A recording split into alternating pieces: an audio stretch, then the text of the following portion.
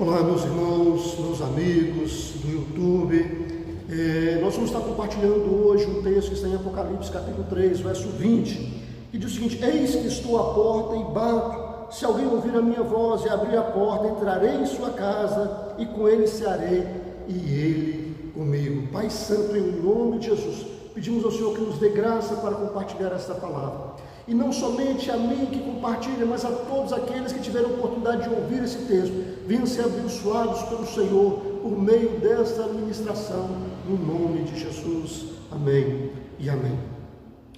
Meus irmãos, o texto de Apocalipse é uma revelação que Jesus dá ao seu servo João, que estava exilado na ilha de Patmos, exilado porque pregava o Evangelho do Senhor, pregava os ensinamentos de Jesus Cristo. E em decorrência de pregar os ensinamentos de Jesus, como recompensa, ele estava então exilado, preso numa ilha chamada Patmos.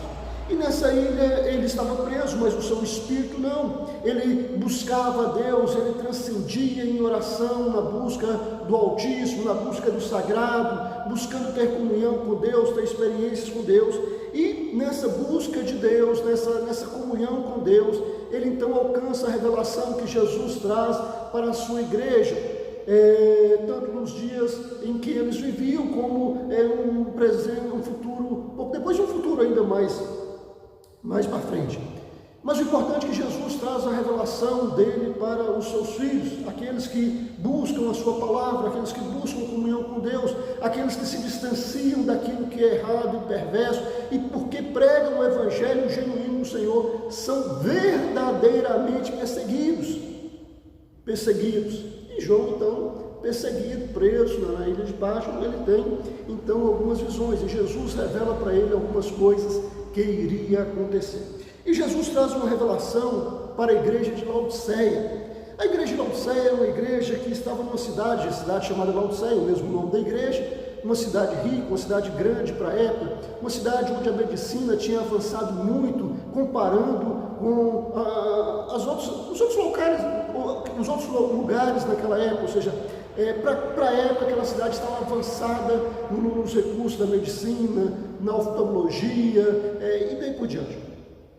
E Jesus então começa a mostrar para João que aquela igreja, numa cidade grande, aquelas pessoas, eles se orgulhavam da sua condição e achavam que a sua condição era sinal da bênção de Deus, era sinal de que Deus estava com eles. E eles diziam: olha, nós somos ricos, nós somos abastados, nós não necessitamos de coisa alguma. Era uma igreja que tinha tudo. Se formos comparar com a igreja nos dias atuais, seria uma igreja que tinha um bom plantel de ministros, de sacerdotes, uma igreja que tinha corais, que tinha grupos de dança, que tinha várias equipes de louvor, uma igreja que tinha todos os departamentos da igreja funcionando, departamento de idosos, de homens, de mulheres, de jovens, de adolescentes, de crianças, e tudo funcionando perfeitamente. Aquele pessoal se envaidecia com a condição que eles haviam alcançado, né? Somos ricos, somos abastados, não precisamos de coisa alguma. Eles testificavam de si mesmos,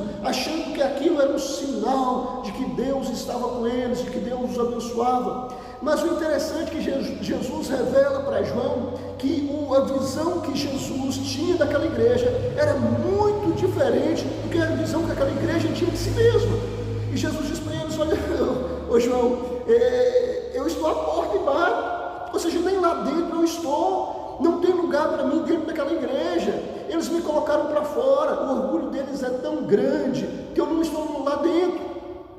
Eles se acham autossuficientes, eles têm tudo que humanamente uma igreja precisa, eles têm, mas eu estou do lado de fora. Eles dizem: somos ricos, somos abastados, não precisamos de coisa alguma, mas nem sabem eles que são miseráveis, pobres, cegos e nus. É interessante que a visão que Jesus tinha daquela igreja era muito diferente da visão que aquela igreja tinha de si mesma. Eu fico pensando quantos pastores na época não gostariam de estar trabalhando naquela igreja. Poxa vida, uma igreja que tem tudo, tem recurso, precisar de um dinheiro para fazer uma coisa, a igreja tem. Se precisar de um recurso para enviar um missionário, a igreja tem. Se precisar a igreja tem tudo. E eles achavam que aquilo era sinal da prosperidade, da bênção e da presença de Deus no meio deles. Mas, no entanto, Jesus estava do lado de fora. e estava batendo. Eis que estou à porta e bato. Meu irmão, minha irmã, nós precisamos tomar cuidado com a visão que nós temos de nós mesmos e a visão que Deus tem de nós. Quando Jesus saiu das águas batismais, uma voz do céu dizia: eis o meu filho amado, em quem me comprazo. Quando Jesus estava ali com Pedro e João no monte, ele transfigurou e apareceram dois personagens do Antigo Testamento, Moisés e Elias. E quando ele se recolhe, ouve mais uma vez uma voz do céu: eis o meu filho amado, em quem tem prazer. A palavra do Senhor nos fala de Jó, que quando os filhos de Deus se reuniram lá, e aí o diabo também se apresenta no meio deles, e Deus pergunta: viste lá na terra o meu servo Jó? E ele fala assim, que viu, que Jó era um homem próspero, mas ele disse: olha, Jó é um homem próspero porque o Senhor cerca ele com a sua proteção, com o seu cuidado, o Senhor dá ele tudo que tem.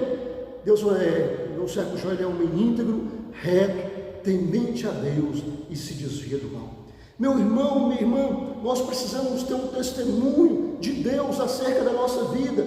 Não adianta eu falar que eu sou um homem bom, não adianta eu falar que eu sou uma pessoa correta. É Deus, eu preciso que Deus fale isso acerca de mim. Isso realmente vai ter muito valor, vai ter muito significado, vai ter muita importância, se for um testemunho que Deus dê acerca de mim. Que eu sou um servo que eu busco, que eu sou um servo que empenho em estar com Ele, que prezo a presença dEle.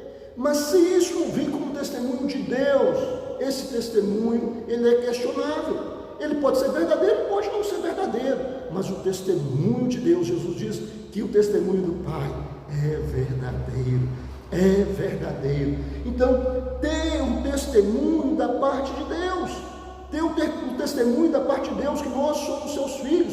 A palavra de Deus fala que o próprio Espírito testifica com o nosso Espírito que somos filhos de Deus.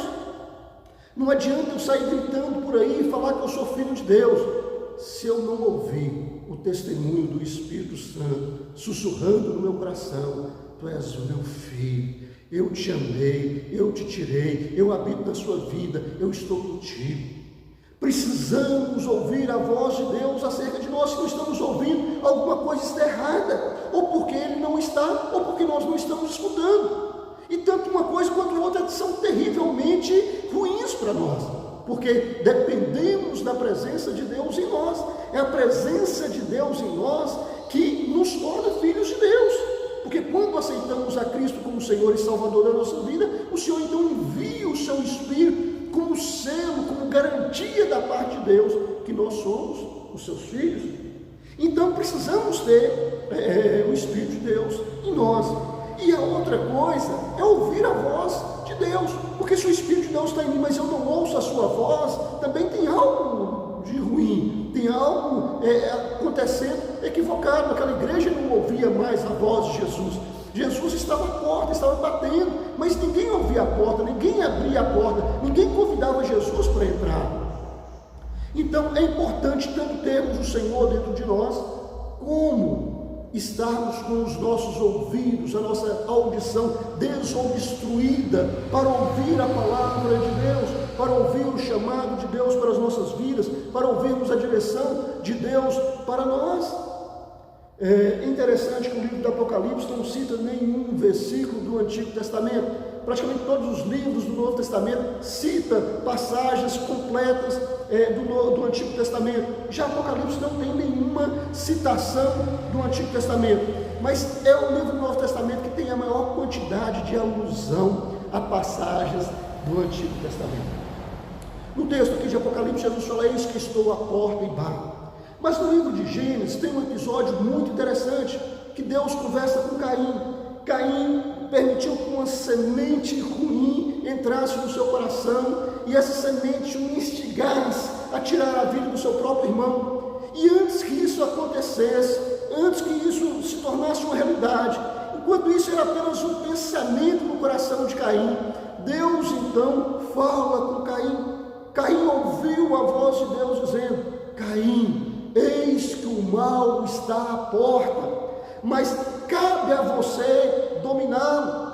O mal está à porta, o maligno está à porta, mas cabe a você dizer se ele entra ou não. Se em Gênesis o mal estava à porta, Deus é que estava no coração de Caim.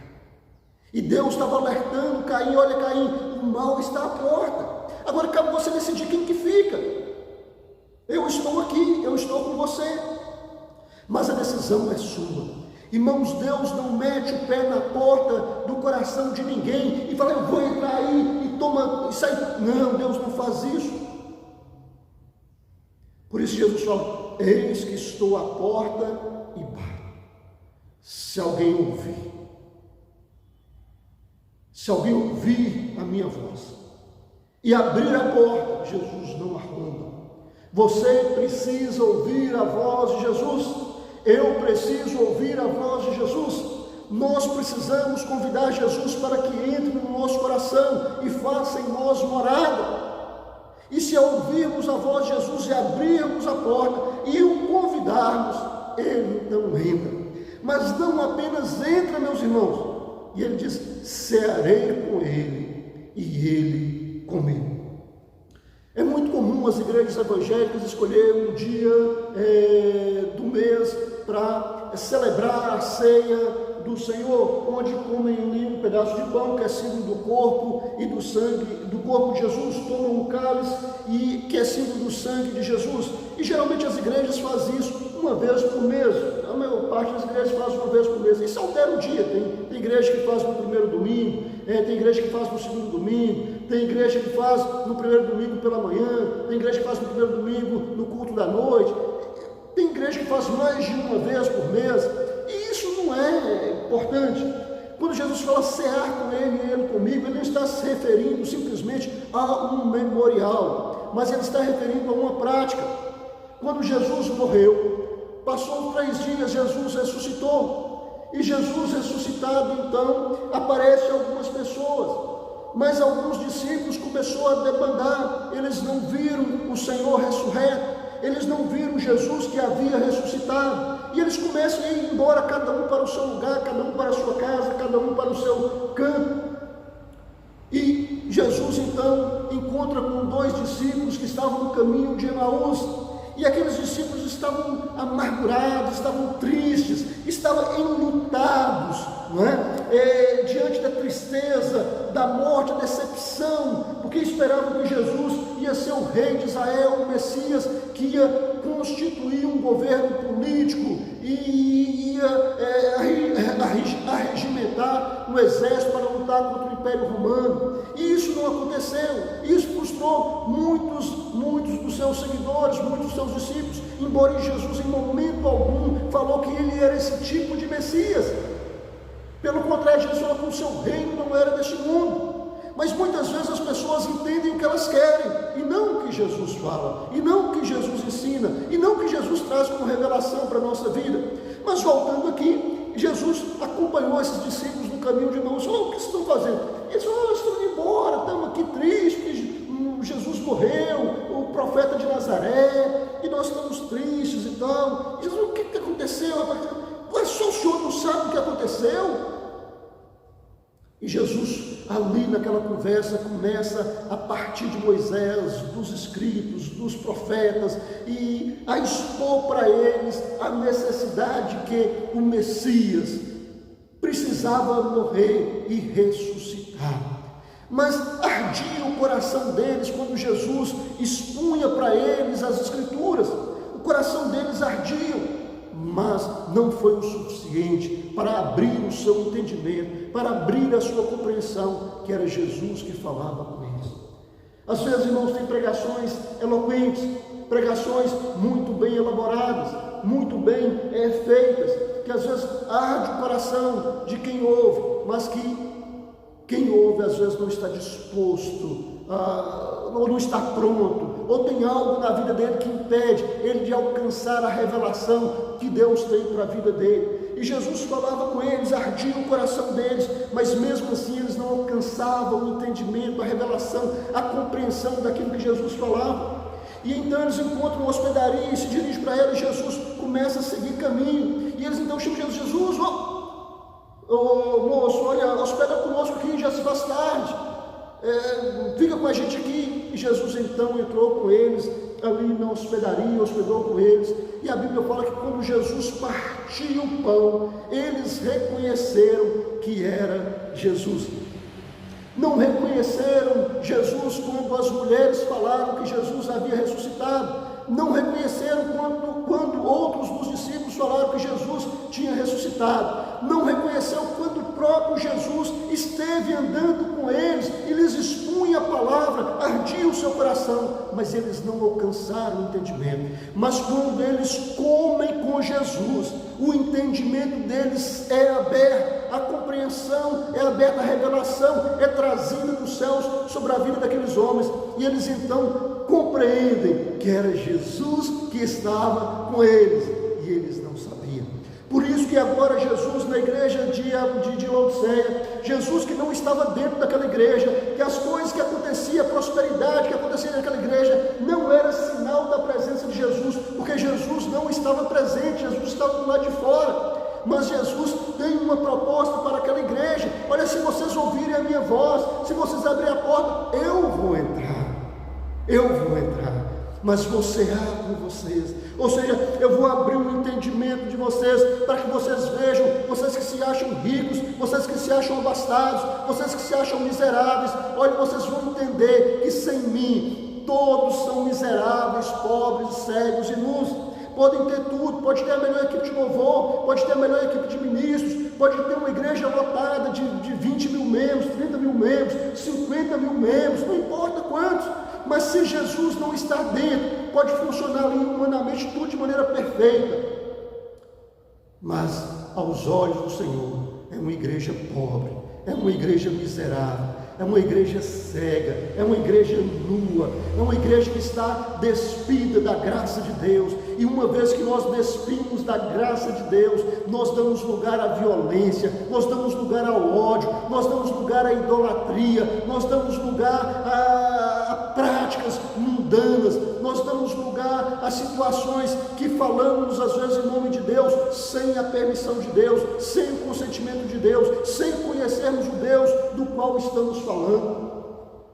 Mas se ouvirmos a voz de Jesus, Jesus entra nessa igreja, Jesus oferece a comunhão. É interessante que quando Abraão veio de derrotar alguns inimigos, veio um sacerdote encontrar com Abraão, e esse sacerdote que era da ordem de Jesus Cristo, era Melquisedeque. Jesus é da ordem de Melquisedeque, e Melquisedeque levava para Salomão, Salomão não, gente, Abraão, pelo amor de Deus, Abraão guerreou com o povo, e quando ele voltava, Melquisedeque foi ao encontro dele, levando pão e vinho.